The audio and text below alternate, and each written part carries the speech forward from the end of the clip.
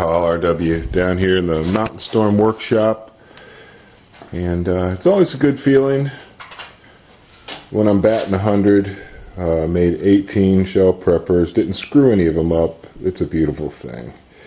But yeah, it's kind of nice going from a plank of Iroko to basically all of that, and the only scrap left over is a couple small blocks and a strip. This is some really interesting stuff. In the past, I've done some charred finishes. I call it my post-apocalyptic finish, where I torch them and then I sandblast them and then I put a finish on them. And they look really cool. They look like pieces of driftwood, old and weathered, and I have a feeling this is the perfect wood for that. But I don't know if I'll be going there. But I might char one. I might just have to char one just to see what they look like, because I think it'll make all that weird grain really pop out like in high relief. But anyway, we're going to get moving on these. I got a lot more to go. They all get profiled. They all get their octagon type shape, so that takes a while. Just as a side note, I've got a fresh batch of my Lin wax finish, and beeswax, linseed oil, and pure gum spirits, and it's just wonderful. It's just got this wonderful creamy texture to it that embeds the wax and the oil into the wood fibers. Makes for a nice quick finish that's easy to touch up. First thing I got to get onto is buzzing the backs of these. They have a little tiny bit of glue on them. Some of them have more than others from when I put them together. And to run them past the table saw, which I need to do to take this little extra piece off. Each one of these has a blade in it already. It's already been tested. Works perfect. And all I need to do is just blaze it through the table saw, take this down until it's flush with this, and then I can sand them all around, and then I can route them. But first I gotta touch this up on the sand. I'm really getting into my open floor shop layout. It's the first time I've had that. I've been working with a bench right in the center of my shop for 10 years. And I just got used to having to make circles around it and kind of shimmy between here and shimmy between there. And I just love it because I got this rolling table now, and I can roll my parts wherever I need them. I can just drag them over to the table saw or the sander or the chop saw or whatever, the router station. So it's really working out good. Anyway, let me show you what we're up to. What I got to do now, right, is I have to run these by the table saw. So I set the blade so it's just as high as this bottom piece of wood that sticks out a little bit. Right? And then I set the fence so that I just clear the narrow block. I don't want to go into it, right?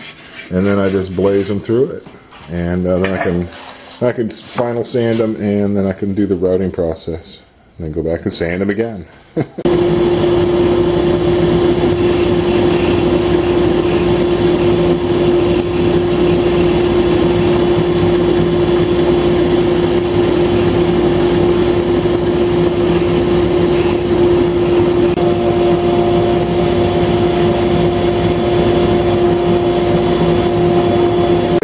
18 shell preppers sanded, all 6 sides, ready to head out to the router. They are really pretty interesting looking, really interesting grain patterns to them. Anyway, a customer of mine had asked about my buckshot cutter, and when I was talking to him by email, this is the one I was thinking of. I have a prototype that I made. It's very rough.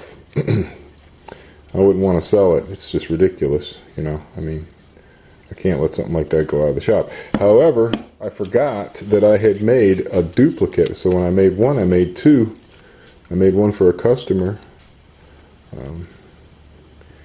And it was so much work. It was a crazy, crazy, crazy amount of work.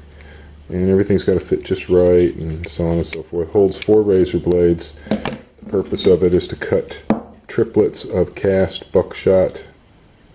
So you're cutting a bunch of, 32 caliber pellets, I guess it is. And they fit real nice in those little nests, so you just nest them on the blades, and you squish it shut, and now you got 9 pellets instead of 3 strands of 3 pellets. Anyway, so I show that off. That's a pretty cool little tool. I'm going to have to email him back and let him know I do actually have one. Alright, time to head over to the router, put 45s all around these, and I'll have to sand them again and oil them, and then they'll be ready for sale. So anybody that wants shell preppers, get with me. Alright, here's the very first Iroko shell prepper getting ready to have some finish on, so I thought I'd put that on right now so you could see how it looks. It's going to make them look like gold, I think. Oh yeah.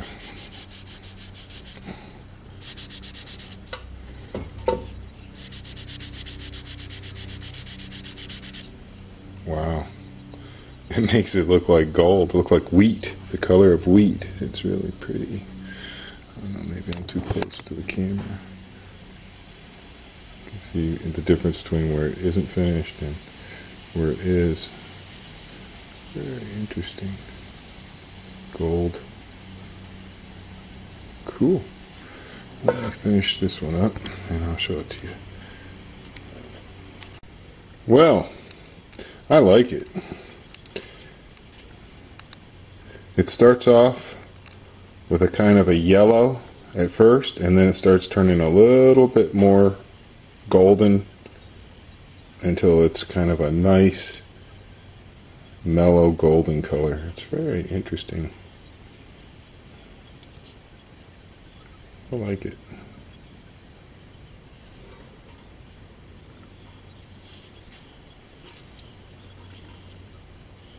Alright, enthusiasts, that's it for this video. I've gotten to a finished shell prepper, and I'm pretty happy with how they look. They look awesome. They work great, and this wood is working out good in terms of how easy it is to mill, finish, cut, drill, route. Takes a screw well, seems very stable, very hard. So, that's a good thing. Guys, get with me at rw_KEETON at yahoo.com if you would like to order some tools from me. Thanks.